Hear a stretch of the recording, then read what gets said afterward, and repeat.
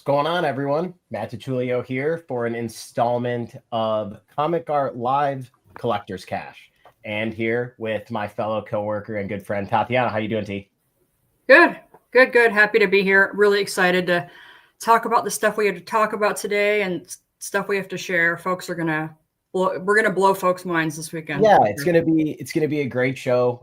We're gonna go over some animation art auction results. Talk a little bit more about animation art and how long you've been collecting, I've been collecting, and also, a big announcement at the end. So first off, I want to say thank you for everyone for tuning in, and I'm super excited for Comic Art Live 12. A lot of work goes into it. Bill, T, Castro, Colin, Sardo, the whole team, and I appreciate everyone, taking the time. And this is one of my favorite weekends of the year. So very excited, not only to be here, but to be a part of it as well. Speaking of being a part of it, I want to bring in friend of the channel here. I'm going to bring in my buddy, Brandon, a.k.a. Bro Namath. Brandon, how's it going, brother? Doing well. Thank you for having me, guys. You're more than welcome, and couldn't be an animation art show, without you. You've helped me do the first one. We've been doing it together for a while now, and you're kind of one of my confidants I go to when I'm looking for new animation art or things like that. Between the two people on the screen here, that's who really I go to. And I figured it out. I started collecting in the middle of February.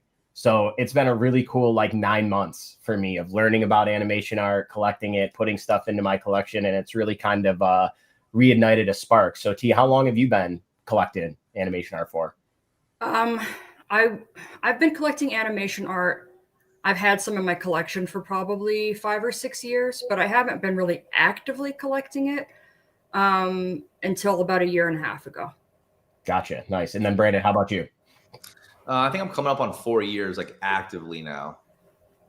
Yeah, I mean, it's you the knowledge that you've been able to bestow upon me and the things that I've, taken from that and gone off and learned. It's been really cool because it's been such a different, subsection of collecting. It's really reignited my passion into getting into things. And some of the stuff I want to go over is that, there is by the way, that was my phone. I'm putting it on silent, but that was a keyword. That was a keyword for Comic Art Live. So I have to make sure that I keep an eye on those as well. If you don't have the app, make sure you get it. It's been the best. I'm getting all my keywords right to my phone. It's just been awesome. Art's been, popping up in droves here. So it's been great. But I wanted to go over the heritage results, Brandon, kind of like we did prior. And, I think maybe there's the market is definitely going up and there's definitely some, insane sales, but I think maybe there's a little stigma that it's already being priced out. And there's some just amazing animation artwork, available for great prices. And at all different subsections of animation art collection, we have cells, Doggas, Gengas, layouts, storyboards, and all that stuff has really great opportunities for you guys to pick stuff up to put into your personal collection, whether it be for nostalgic reasons or, investment, whatever, it may be for you. But there's just been an immense amount of animation art kind of coming out of the darkness recently. Wouldn't you say, Brandon, some of these higher end items? Yeah, I mean, just like comic book art, as soon as a grail pops up, everyone is just feverish to try to get that and lock it away. So I would say that we're seeing some good pieces come up, but also I think that people are more reserved from selling more frequently than they were a few years ago. When I got in 4 years ago, you were able to see a little bit more action. I think people now realize that, hey, when I buy something, I'm going to hold it down for a while before I even think about letting it go. Yeah, and right before we get into the slideshow, Tatiana and I have talked sometimes when and I've got my my book right here from Heritage. I go through, I'm archaic, so I go through and literally dog ear the pages of all the things that I like and circle them. And some of this stuff you just don't see come up very often. T, we had that conversation where you just don't know when's the next time you're going to see a perfect cell or a really great layout from this. And there was some stuff that was in the first one that Heritage did that had not nearly as much from the same IP as this one. And this one introduced some new IPs as well. So I think people are really kind of starting to understand it's not just, readily available, but more stuff is coming out and kind of, taking the shot when you have the opportunity to get it and add it into your collection, Yeah, I went really deep on the the 90s and Nickelodeon auction that was up a couple months ago, because that's getting towards like the end, the later times of when you actually had original cells and things. And I went pretty nuts in that one. I put a few pieces up on CAF, but a lot of it's not up yet. And I laughed a little bit inside when you said perfect cell. That was not exactly. Well, that was a play on words. It was. It worked out for the DBZ fans. I was like, there was a perfect cell. I'm like, wait, no, okay, no. And now I took my brain a second to figure out what you meant.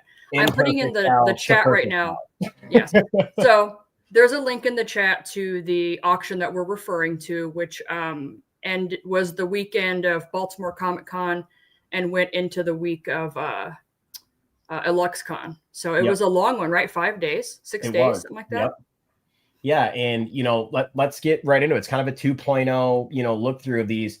I wanted to start off with like an absolute banger. I mean, this is just an absolute incredible piece of art. And I would put this under the heavy hitter categories. It was the top cell that sold from Studio Ghibli, Princess Mononoke, San production cell. And what I thought was crazy about this one is that it's a printed background, but it's such a perfect shot and it's so well painted that, I always say for my collection, I like to say background matters. Like that's something that is like for my personal collection, that's how I feel. But I would have thrown that out the window if this was in my wheelhouse, because it's just a stunner of a shot. It's 9x14. It's an iconic image, and 38,000 to me, I would have said 25. It went well over what I thought with having a printed background. Yeah, you always expect the Ghibli stuff to be pretty strong, but even compared to that, this was really strong. Yeah, and Brandon, what were your thoughts on this one? Because I know that you and I had talked about some of the pieces at this auction, and I thought this one was going to go well, but I didn't think it was going to do this well because of the printed background. I just think we're having this awakening of a lot of investors that are coming into the space, realizing that these pieces are available. And Ghibli always typically does really well at auction houses, but I think now we have a new influx of money coming in saying, hey, these are real. This is the thing. And that's why we're seeing what we're seeing right now. And it's steady growth. We had said earlier, oh, I think I've missed the window. I don't think that's the case at all. Missing a window is Pokemon going up 10x in one day and then dropping down the next day. Like, this has been a nice, steady, healthy growth. Yeah, and I agree. And, it's one of those things where I'm not against having a printed background. I have a bunch of them in my collection, but like if I'm going for a blue chip piece, I would want it to be printed or painted background. And then it makes me think, like, what if there's a shop that comes up with her and, a Keymaster background? Like, where does that go, based off of this one? And, whether they missed it that it was a printed background or they were just fine with it because it was so stunning. But I thought this was just a premier image, and I think that superseded anything else that was attached to it. So that was the one I wanted to lead off with. And then the next one, I wanted to have some variety here. And it was very cool to me that this auction did have more variety than just anime art or like, manga art. So this next one made me smile. I loved it. I thought it was awesome. It's definitely one of the heavy hitters. It was, Peanuts. It's the Great Pumpkin, Charlie Brown. It's Cell with the master production background. And it went for 30,000. And one of the things that I thought was unique about it is that it doesn't have Charlie or Snoopy. And it was still one of the best Peanut selling cells on the auction. It's multiple layers. You get Linus, you get Sally, you get Lucy. I mean, it's the painted background and the pumpkin patch itself are incredible pieces of art. But it's such a cool image from the Peanuts. Yeah, and there was a lot of pieces from this movie. So it wasn't like this was the only one. There were several, and the prices varied widely. And yeah, if you had asked me in advance, which one do you think is going to sell for the most, I wouldn't have picked this one. Neither would I, because there were some other stunning pieces in there. But I think it's such a good pan shot.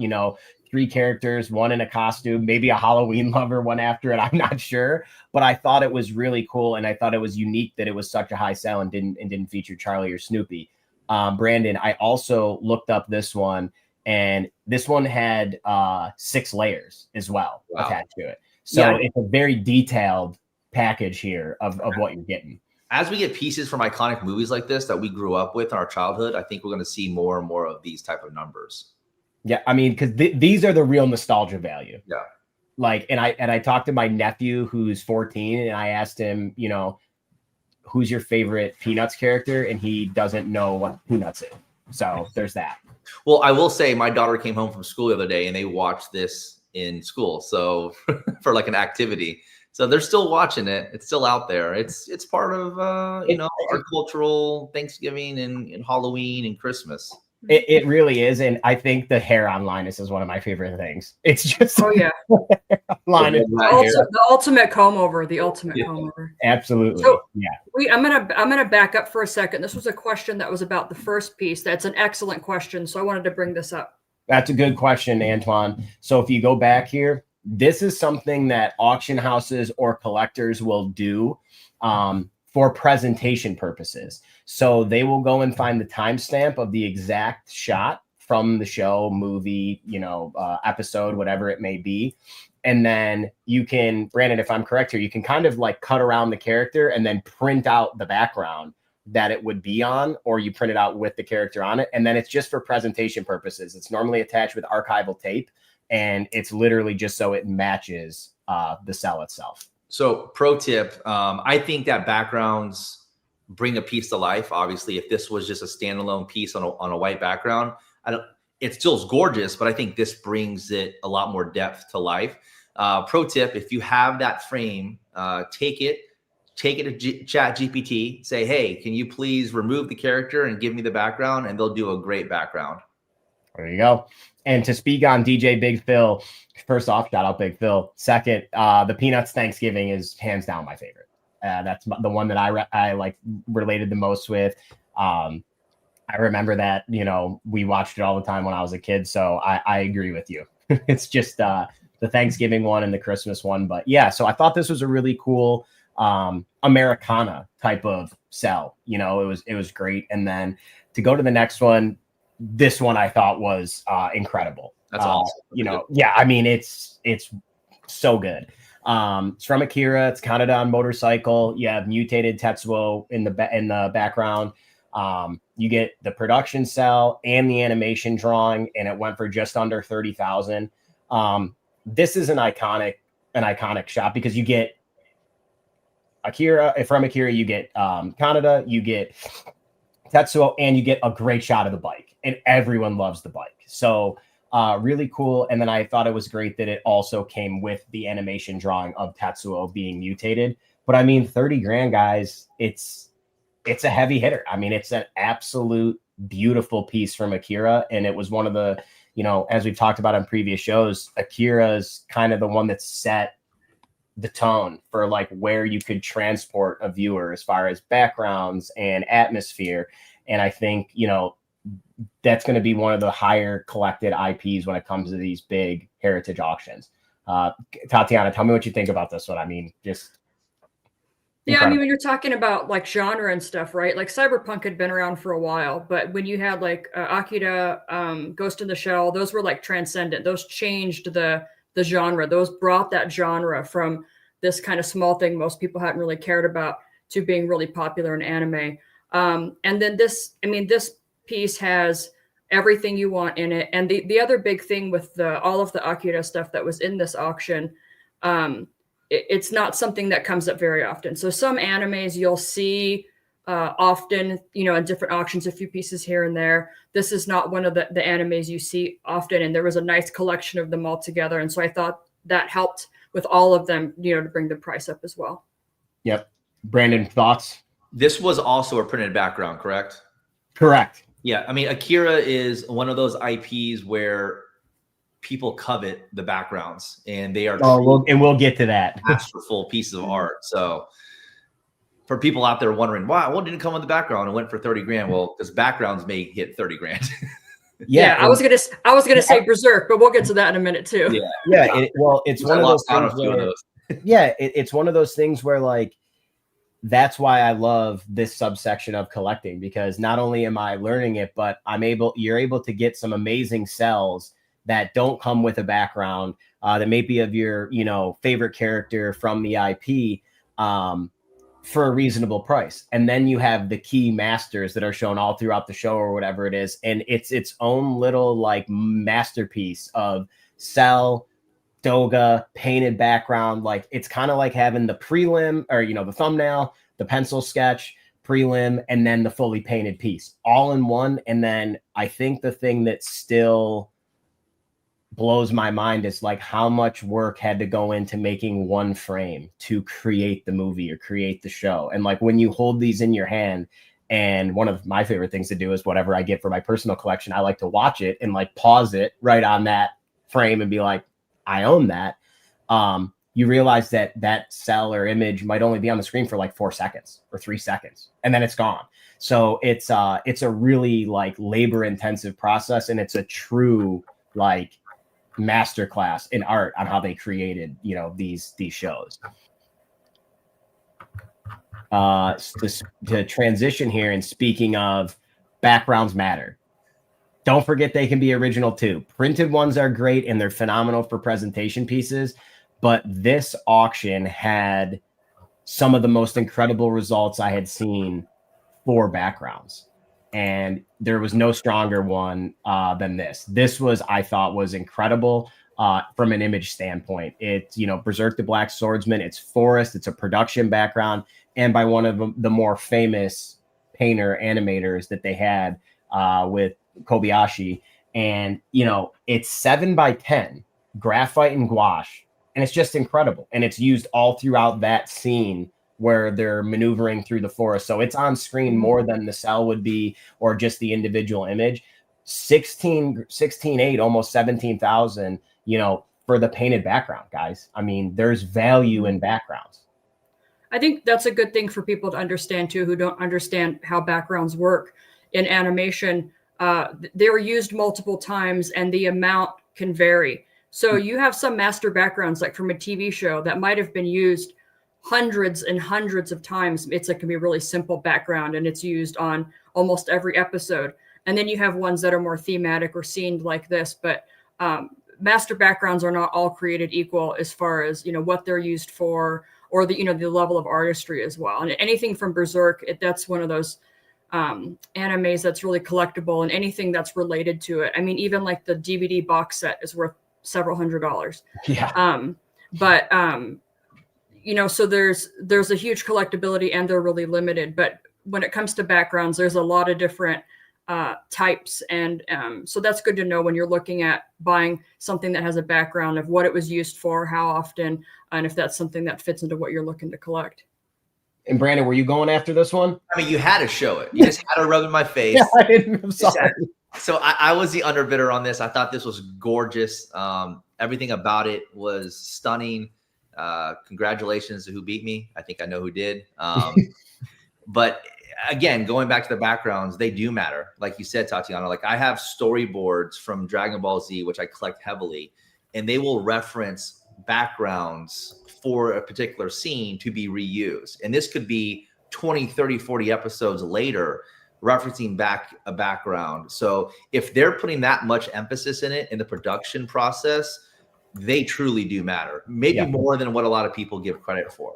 Yeah, and I think Tatiana said it best, is like when you get a background, it can be used for 30 seconds, 10 seconds, or, you know, there could be a background that is used through multiple episodes, flashbacks, you know, main arcs, whatever it may be. So they're not all created equal as far as screen time, but what I love about them is they're their own unique little beautiful pieces of art. Like they're just absolutely stunning. So 16.8 for the background here of the forest. Then to transition, I thought this one would beat the previous one personally.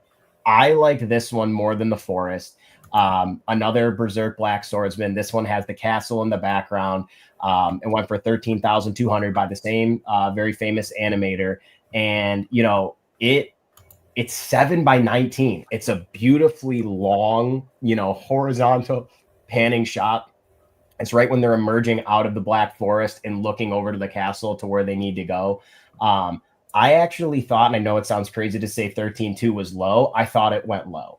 I just thought this one was really beautiful. But I don't know, maybe the forest one was more impactful to the bidders on it.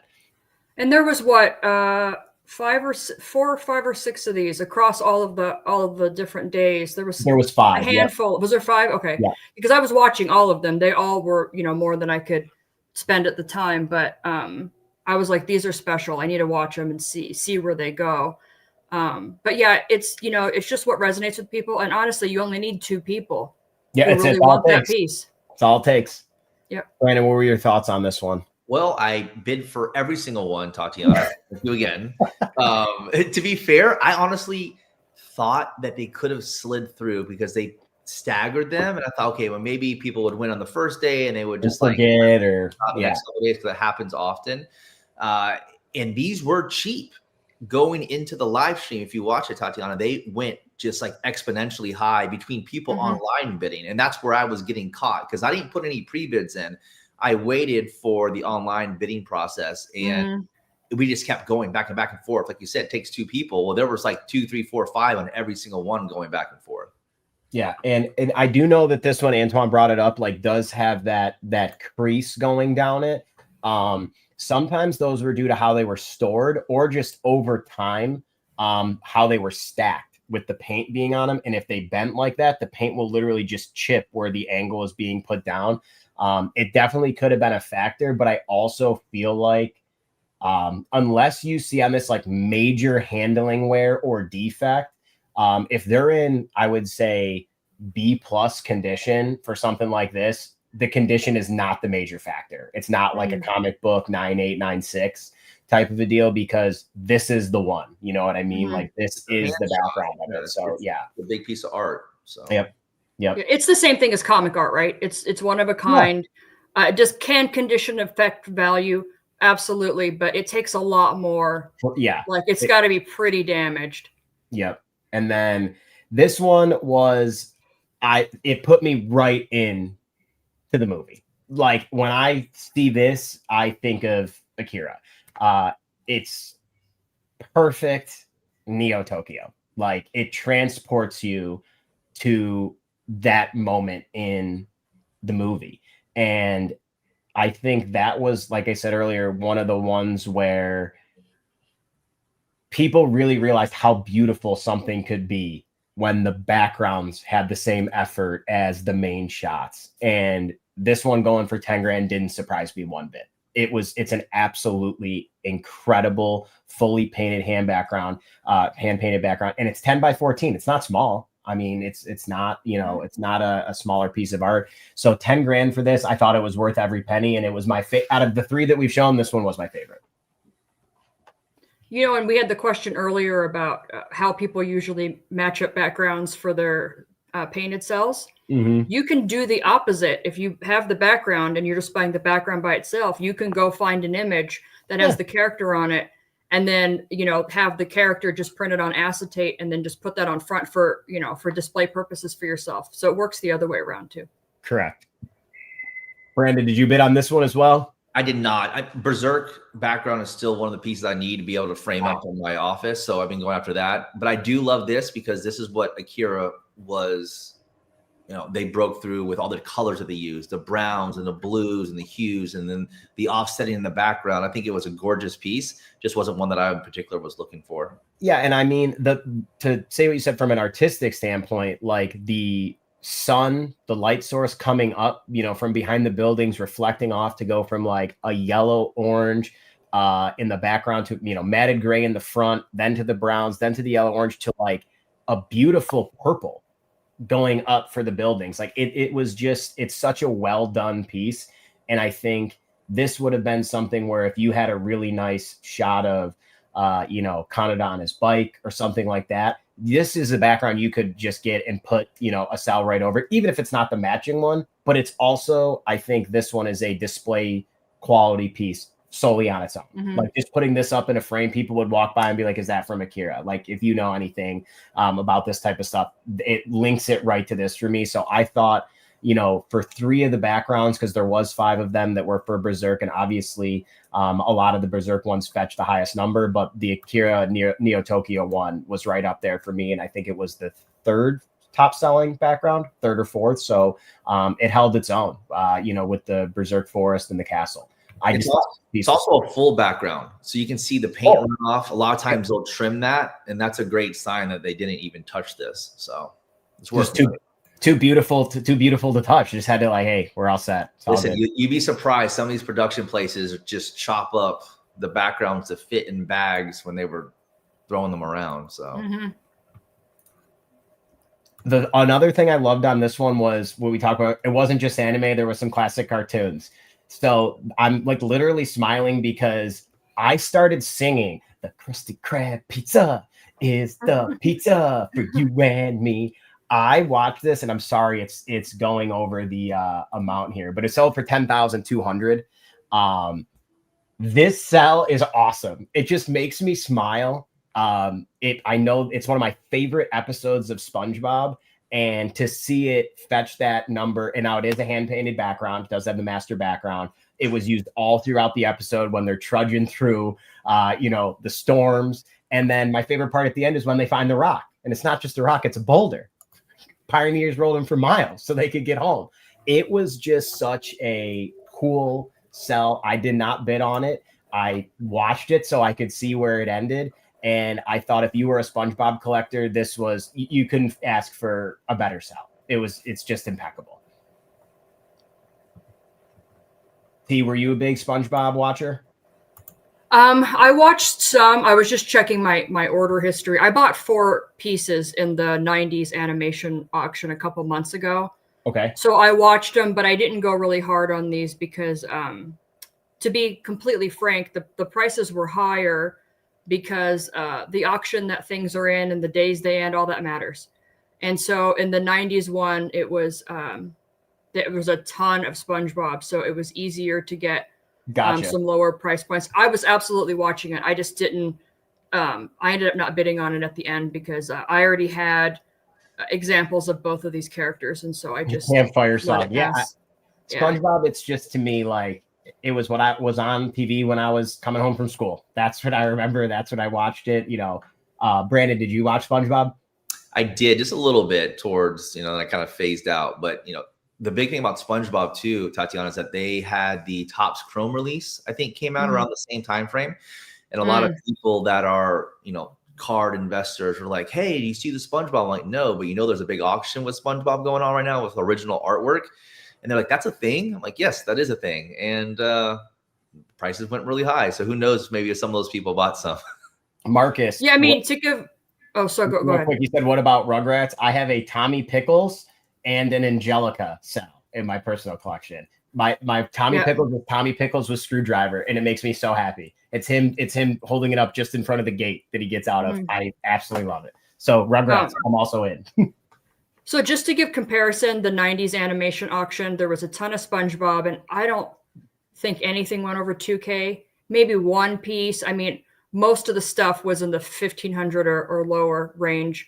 There were several Rugrats pieces in that auction. I ended up getting one. I'm blanking on the name of the dog right now. It has the dog, and then it's got the background or the front of the house. There was a ton that I was watching, but I already spent a ridiculous amount of money on that auction, and so I had to be really, really strict with myself. But I will get another Rugrats piece in the future. And there were all sorts of other stuff. Spike? Was it Spike? Spike, yeah, that's right. Spike. Yeah. I believe Nickelodeon did a lot of reproduction sales too, by the way, guys. So when you're looking at this stuff, make sure you're finding original. I mean, you can go after the reproduction stuff, but make sure you're going after the original stuff if that's what you're looking for. Correct. And it's especially with the Americana themed. This one I loved. This was a Simpsons Christmas movie from the Tracy Ullman Show production cell. It sold for $9,600, and it has everything you want if you're a Simpsons collector. You've got the whole family. You don't have Marge in the shot, but she's in the shot in the frame. It did have a master background, and it sold for almost 10 grand.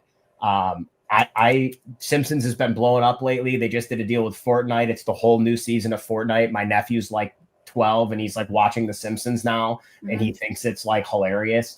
It's the longest running show on television.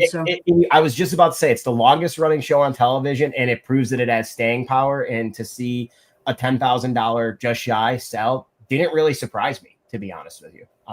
And The Simpsons did have a good amount of stuff in there, but I think this one was one of the best ones that had the whole family, beautiful background. And, you know, I really, it didn't surprise me too much that this one went for what it did. And this is OG too. This is when it was still on the Tracy Ullman show. So for people who don't know, correct. It started as like a short, like a little cartoon that was part of her variety show. And then later on, it became its own show. So anything in that window of when it was on the Tracy Ullman show is going to have an increased level of collectability as well. Correct me if I'm wrong. I'm looking up now because I was trying to see how long it's been running for. So it came out in 89, December 17th, 1989. This wasn't from the first few episodes, was it? I don't know. It had to be because it was still part of the Tracy Ullman thing, but I don't know when and it wasn't listed in the description, like first episode or anything like that. The first episode being the Christmas special, Simpsons Roasting on an Open Fire, was the first one. Now, if that was the case, then that would be a steal, in my opinion, if this does line up first episode. Yeah. So it started on the Tracy Ullman show in 87. I don't even know how I remember this. I was really young, but my parents watched that show. So I remember, because it was a cartoon all of a sudden on a show my parents watched. So I was interested. Yeah. But yeah, this was not the first, if you would know if it was the first episode, because the animation changed a lot. So yeah. At the very beginning, the animation looked different. But yeah, I don't know the exact year, but there was a couple years before it started as its own show. Yeah, I guess it says here their first one was December 17th, or standalone 89, with the first episode being a Christmas special. I mean, it very well could have been. I don't know if they couldn't like tie it back to it for some reason or something, but I know that wasn't in the description. But I thought it was perfect timing for this to come out with the Simpsons, do it, kind of blowing up and doing their thing. And I thought it was like another classic Americana type of cartoon that had an amazing auction result. And then this one was like a pick for me because Bugs Bunny is like the king of cartoons. Like he is just like untouchable. This is from Rabbit Hood, King Bugs. It's a bunny cell with a Knights Must Fall production background. So it does have an original background, but not from this exact moment. It's a different background from another Bugs Bunny, episode that he was in that I think just fits it perfectly. It went for $9,000. And the cool part about this one was it was also a inside cover for like a Looney Tunes book. Mm-hmm. So it was not only published in the show, it was also then used for publication work. And it's literally like a vertical cut of just the one of Bugs. And when you open up the book on the inside, you see King Bugs there with the scepter like that. And it has the little information about what's inside the book. This is a classic to me. It's just absolutely incredible. I was honestly a little shocked it didn't go for more because there was one or two other Bugs Bunny cells that went like crazy high, but this one I loved. I thought it was just a super cool, unique version of Bugs. I think again, this is one of those, there were so many pieces available. I missed out on so many things because this was during Baltimore Comic-Con and then travel into EluxCon. So I snagged two things out of this auction, but I was watching probably 300 or 400 pieces, and there were so many things I wanted to get examples of. And some of the Bug stuff, Chuck Jones stuff was on that list, and I just didn't get one. I did put in the chat. It was from the 1988 Tracy Ullman. I posted it. Yeah. Thank you for that. I appreciate it. But I thought, the Bugs image is awesome. And then, Brandon, I know that you're a big detail guy. Like I also love like the shadowing behind Bugs. Just the really cool attention to detail kind of like around him to show, the depth perception. I don't know if you were a big Bugs Bunny guy, Brandon. We normally only talk about anime and manga, this type of stuff. But this one to me just stuck out. It stuck out. I thought it was awesome. I'm a basketball guy, dude. Come on. Oh, well then, yeah, Space Jam. Space Jam. I do want to note for people too. So this sold for $9,000 and it's missing his feet. So correct. It's not even complete. I mean, they made sure to put in the listing that his feet are missing. His So feet it would have sold for been a that much. separate layer. His feet would have Yeah. been a separate layer that went. It would have been the layer that went over the top. My guess was it probably got damaged because it was the Yeah. first one on top, or it was just they didn't have it. But it would have been a 3-layer, with the feet, then the body, and then the background. But it was only a 2-layer, and it still went for 9,000. Yeah. Just live out bought it. Jesus. Oh well, can't really argue with that one. But yeah, Bugs Bunny, I thought it was awesome to see, some classic Americana on there. I wanted to make sure we focus those. And then Dogga and animation drawings, the illustrations done prior to the cell being painted or digitally rendered, had some amazing results. This one was awesome. Just incredible drawing. Tetsuo and motorcycle, and it's an oversized pan, so it's large. It's 11 by 14. Just really beautiful. Great line work. And again, from a major, Akira IP, doesn't surprise me that these are going for what they are. Brandon, this is kind of in your wheelhouse. It does have a crease kind of down the middle, which was noted. But it looks like that's just how it was like folded over on the top of. But what a beautiful Dogga. I mean, it's insane. And that could be pressed out easily. Yeah, it could. Oh yeah. Yeah. I love the expression. Anything that you have where it just shows determination or grit in a piece, I think is always so stunning to me. Yeah, and I mean for $3,600, I know to some that's like a lot, but if you're an Akira collector for an oversized and it's a pan shot, I thought it was a great result, but I also thought it was kind of where I expected it to land.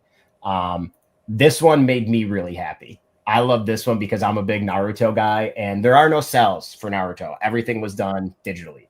So, or at least Naruto Shippuden. I don't know if there's some other stuff from the very, very beginning. But this is one of the most like iconic frames from Naruto Shippuden where Itachi's fighting Sasuke. He's basically got him beat. He's walking towards him and he thinks he's going to pluck out his eyes. And he just, it's just such an iconic moment. I was following it. I bid it up to 2,800. So I wasn't the underbidder, but I was in the realm. I was very happy to see the result on it, but this one for me like hit home, and I'm a massive Itachi fan. I didn't have enough in the bank to secure it into the personal collection, unfortunately. You just didn't love it enough, Matt. It's okay. That's true. That's what it really was, if I can be honest. I had some other stuff that I was going after on this one, so it wasn't, top priority, but this is an iconic shot. It's a really, really important moment in the entire story, and it went for $3,120 with the juice. I thought maybe I could get it for 2,500, but it just didn't stay to where I needed it to be. But awesome Naruto Shippuden animation drawing result. Man, it makes that one I snagged for you a few months ago look like an extra good deal. Well, to go back, yeah, that if it was Kakashi, if it would have been like a Kakashi one like this of an iconic moment, I would have gone a little further because he's one of my guys. Yeah, Alberto, you couldn't bid $300 more, Matt. I'm disappointed. No, because I was going after some other stuff for my personal collection, and if it would have been Kakashi, I would have gotten it. Again, I apologize. I think when you asked me, and I did, but when it went from PowerPoint to slides, I think it condensed or moved the images. But this one, I was a little surprised. It went for $3,640, and it was, I thought, light. I thought this would have went for more, for a double, Ash and Pikachu plus just the Pikachu drawing alone. Yeah.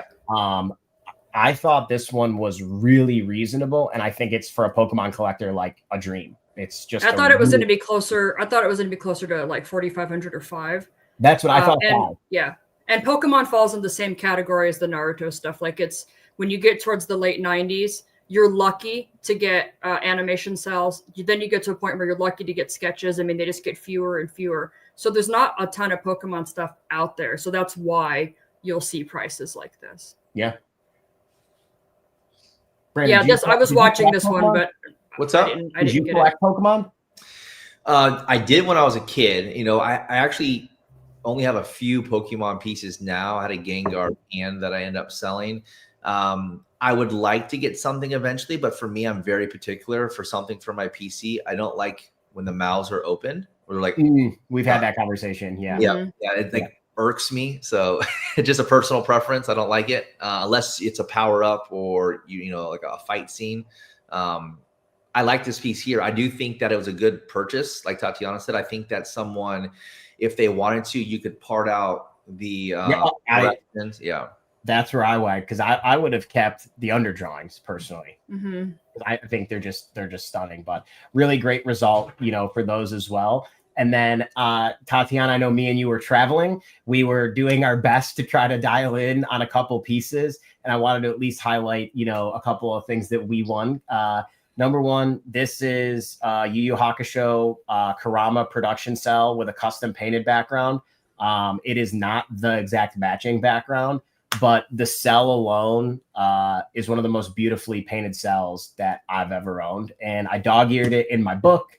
I went after it, and I think I was watching, same thing for you, Tatiana. I was watching like 250 lots just to try to, you know, keep an eye on some things. But this is one that I had like made a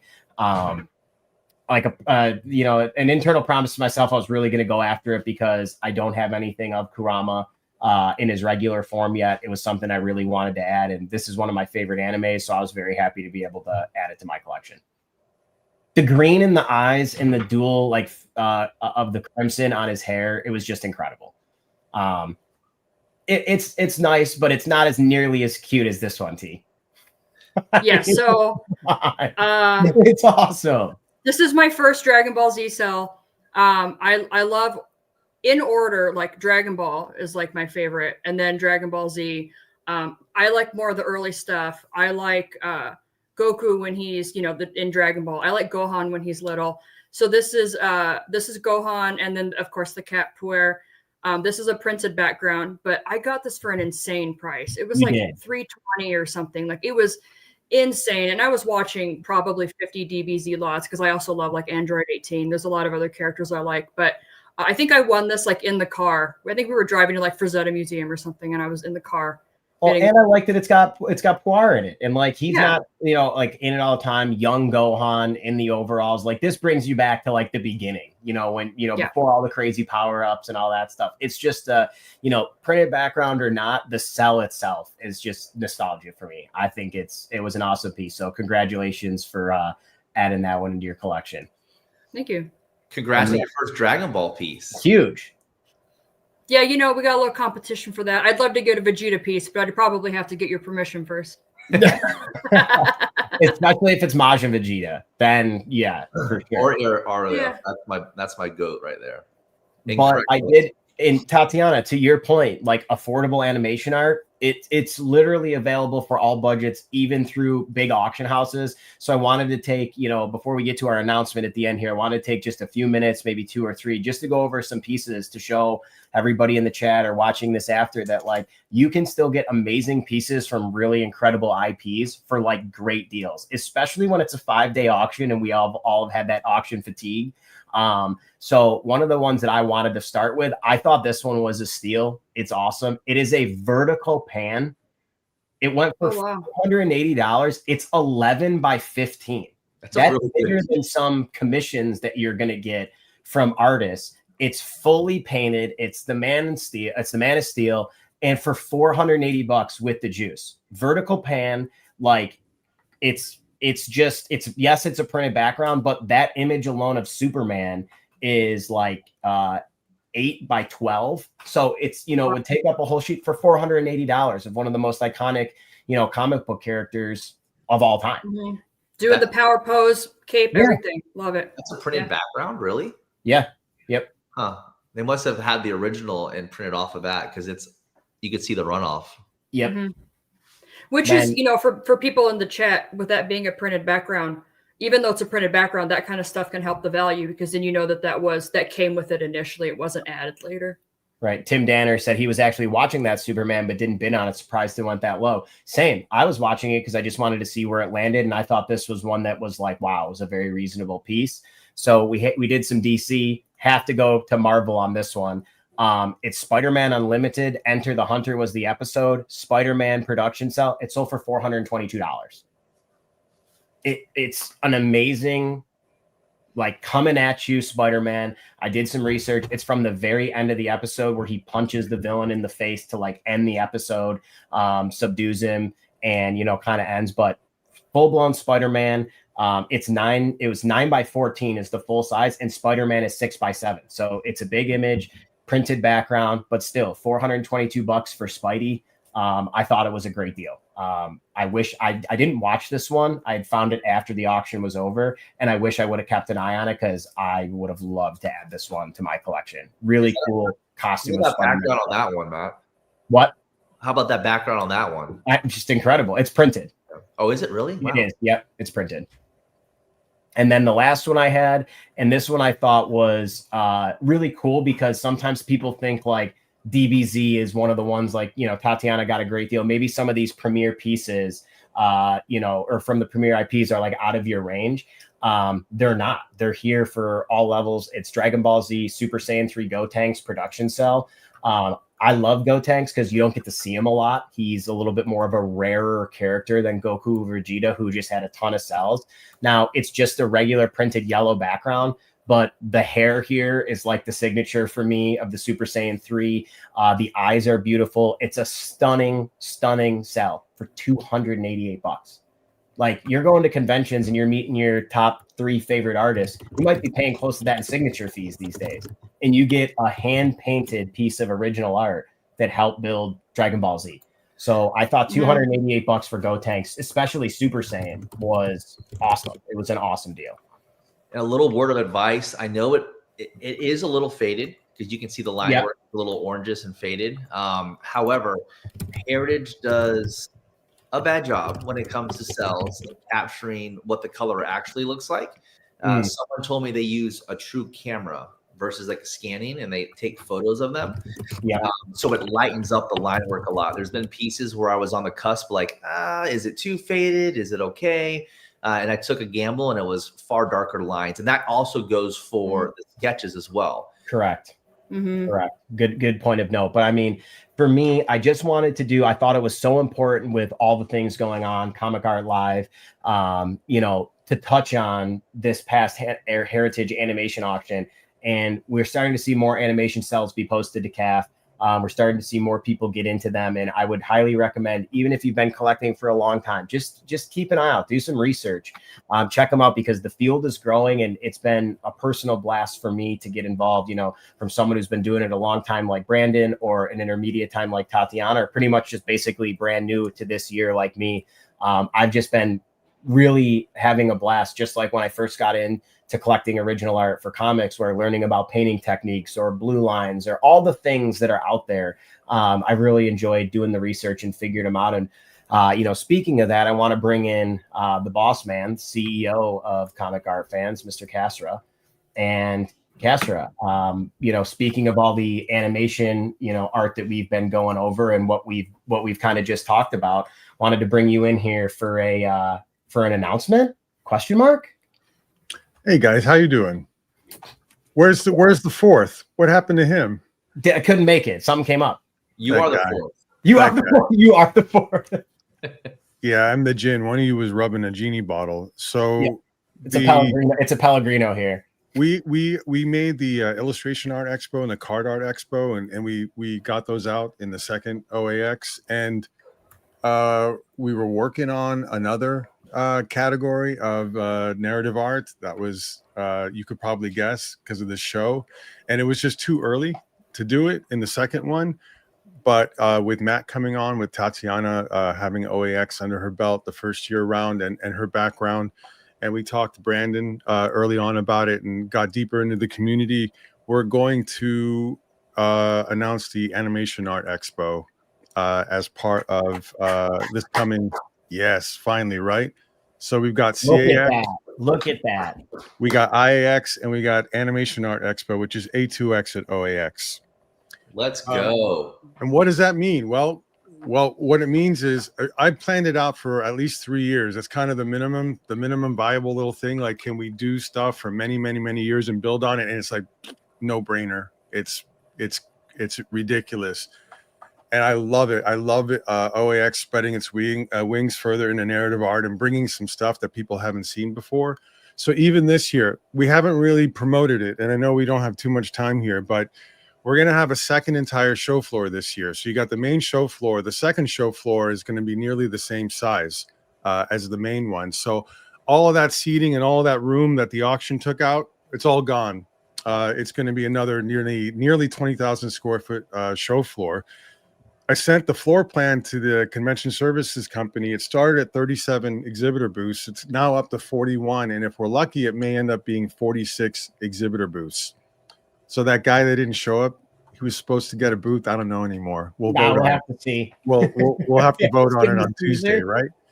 Yeah. Matt and I'll just bring more stuff. I was just about to say, I can always use another booth. I'm not going to. That'll work. So the cool thing is 45-ish exhibitor booths in the Seminole Ballroom for the second show floor, which will house IAX, CAX, and A2X. There will be a number of art dealers and exhibitors with exclusively with animation art. And we're talking a lot of Japanese based properties, but also what I'm really excited about is a lot of American animation and cartoons. So you're talking about a lot of $25, $50, $75, $150, $250, $400, $750 pieces with stuff that we all kind of grew up on, a lot of which 25 years of collecting for me, I've seen very little of. So we're going to have a lot of take something home, put it on the wall, smile, put it in your kid's room, diversify your portfolio type content. So everything from $25 to $150,000 will be there.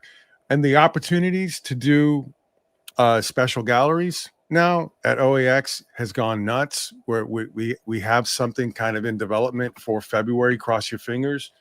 But the animation art collecting community and the narrative art lovers that didn't necessarily know about all of this art existing, or thought that you could only go to Heritage, or you had to go to Japan and get a lawyer to figure out how to get it out of the country, you can come to OAX now. You'll be fine. Yep. I mean, we're going to have properties from, manga, anime, Disney, Nickelodeon.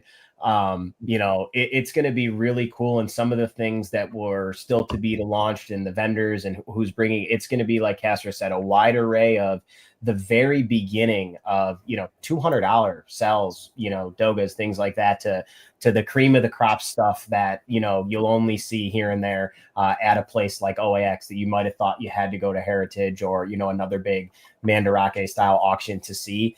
You'll be able to see those, purchase those, bring them home, do all that. And I'm super excited. I'm like really, really jazzed about it. I'm going to have to make sure I get some time to get away from my booth to make sure I can go buy some animation art. Yeah. I think the DiTullio Art Collective might be in that room too.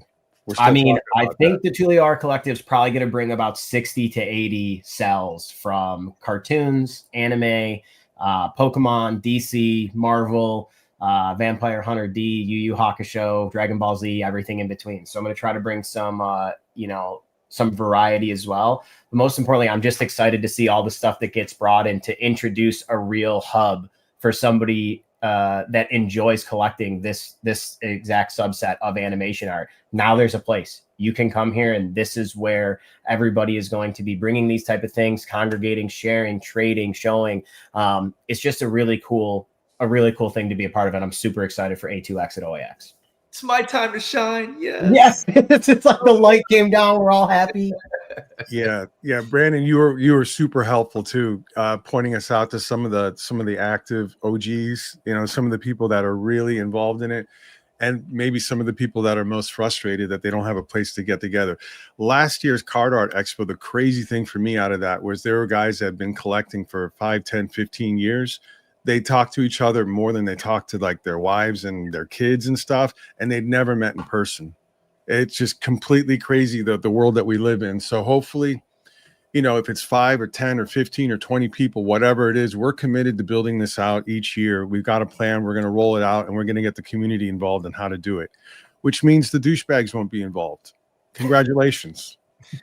I guess I have to buy more stuff to bring then. Thanks, Castro. I'll tell my wife the reason why I'm doing that. So yeah, OAX going to be a trade post, a big trading post too, for all these different types of art. Yeah. I tell people all the time, all the exhibitors and the show floor space and the dealers and all of them, forget about them. The collectors bringing stuff is going to overshadow all of it. One day, the inmates are going to take over when they realize it.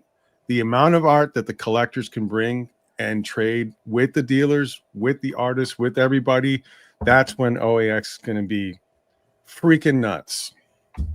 Bring the Itoyas, boys and girls. Yep. It's gonna be a fun time, and I'm very excited to have A2X at OAX and at OAX 2026. It seems right around the corner. I'm excited. I can't wait. I can't wait.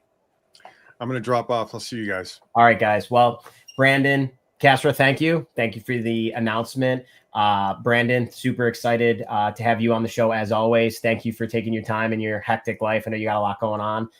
Tatiana, always a pleasure. We know that Comic Art Live is a weekend where we're constantly going. So I think you're going to be on again in about 120 seconds or yes. 180 seconds. Okay. So I'm going to give you some time just to maybe have a drink of water, gather your thoughts for your next panel. But guys, thank you so much. I appreciate it. And that'll do it for this Comic Art Live episode of Collector's Cash. Thanks, everyone. All right. Thanks, everyone. Bye.